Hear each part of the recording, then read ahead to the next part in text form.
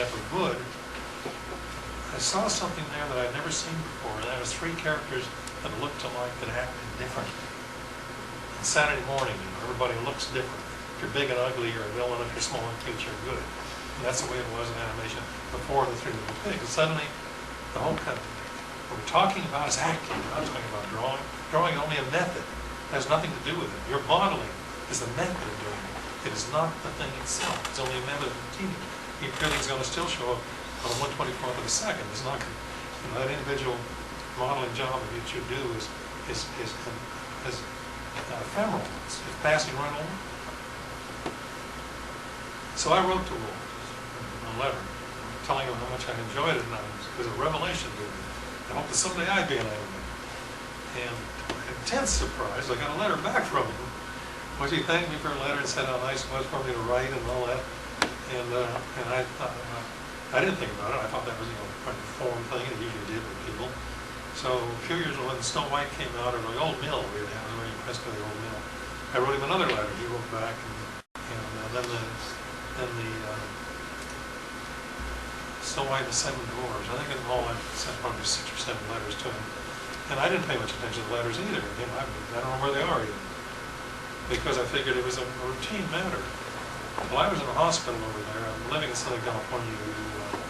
You get to the point where you support at least one dermatologist.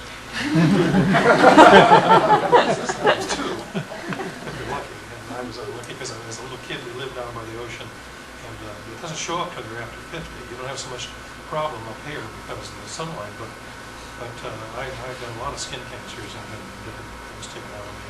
In fact, I had a melanoma taken off my arm, in which the doctor said, you know, may I have to take your arm off? I said, look, I'm a cartoonist, I have to have my arm.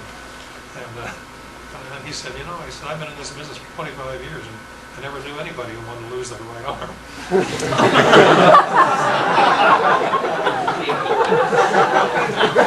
I realized that wasn't exactly the proper device.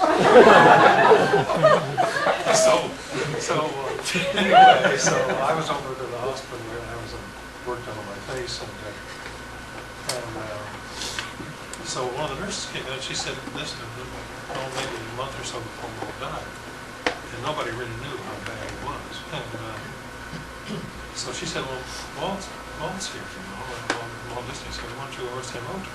You do know him, don't you? And I said, yes, because I worked with him, even though I led the Disney strike. I also, he and I we were friends, and he asked me to come over when he was building Cal Arts to give him any thoughts that he might have. And my number, which was probably, to my surprise. So I went over there, and there he was, lying in bed by himself, and I stood in the doorway and said, hi, Walt, and he looked at me out.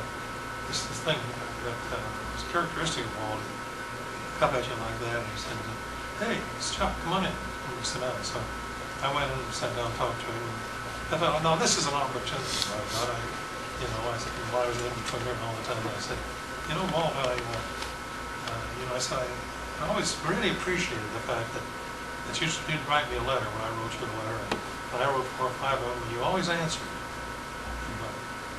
Like that, he looked at me, and he said, so that wasn't difficult. He said, you're the only animator that ever wrote to me. Imagine that. And I'm not Walt, but I've only had 2 people that I ever worked with who write a letter to me. And I'm not putting myself in with him, but it is surprising. We forget, don't we? And I don't know how many animators have written to you, or how many playmakers or anything like that. You ever had one? Yeah. Well, Walt would get 1 million fan letters, but not from his peers. So I've started doing that. I wrote a letter to Schultz and to other people that I knew that I admired that work, even though I didn't, I never worked with them. And I said, it's time. I don't want to regret it when I'm at Forest Lawn. Get a pen from here. Give me a pen. Do it first. And it's a great deal to get a letter.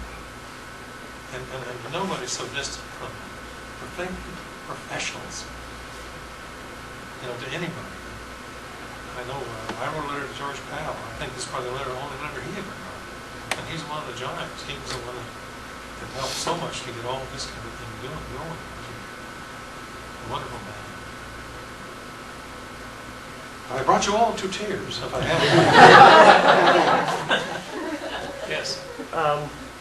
When you talk about the different rules for different characters, was that something that you came to right at the beginning of the character, or is it something over the years?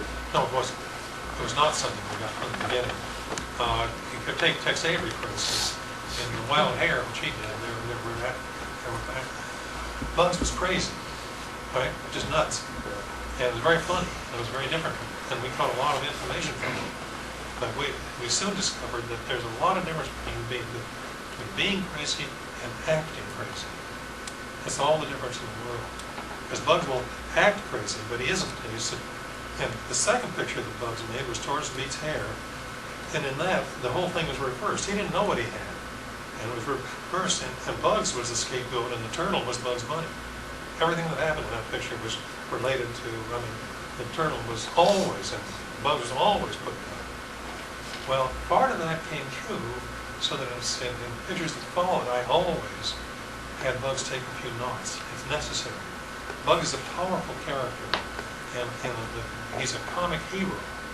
And I don't know how many comic heroes there are in live action. Very few. Burt Reynolds is one of the few I can remember in which he played, the Smokey and the Bandit things, and that he played a comic hero. But from the time of Chaplin, right up to the present of Robin Williams, the characters they play are always losers. They're wimps, they're the other things, slurs, loops, stamps. Anyway, they're people we can understand. How many of us are familiar with success? As a way of life. The great baseball player, the great black baseball player, Satchel Paige, said, "Never look back. Somebody might be following you." You feel it, don't you? They might be following you. So we look forward to be sure. What was the question again? Well, no, your character developed slowly. Daffy was nuts when we first started with it too. And the same thing. Then he became so grasping. His need to have everything, and he rushes in and fears to tread at the same time. Very unusual. He's got a lot more guts than I do. He'll go further than I will to get something that I want.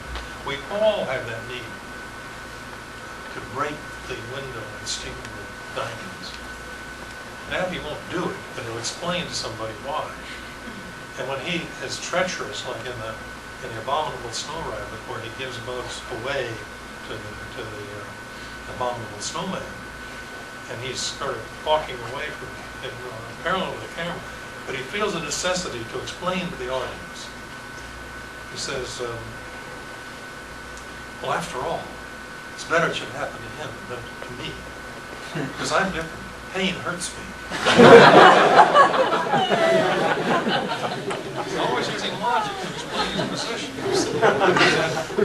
This is vital. This is what Daffy is. Bugs is developed in, we never patterned any of our characters after anybody else. But if you had to take three characters that you could embody in the Bugs and would still work, it would be Rex Harrison at the beginning, when he's down on his own, not bothering anybody, a quiet living rabbit, okay, playing Professor Higgins. Then somebody comes along and tries to do him hurt. You have to do this in every Bugs Bunny picture. You cannot assume that the audience has seen it before. You have to have him counter-revolution, fighting back. You can't let him go out and when Bob Clampett did something, he just let him go out and bug people. Anyway, and that wasn't good. You lost something if you had it. You might laugh, but you laugh nervously when you get tickled. So with the Bugs having established your villain, then he would surface, and at that point,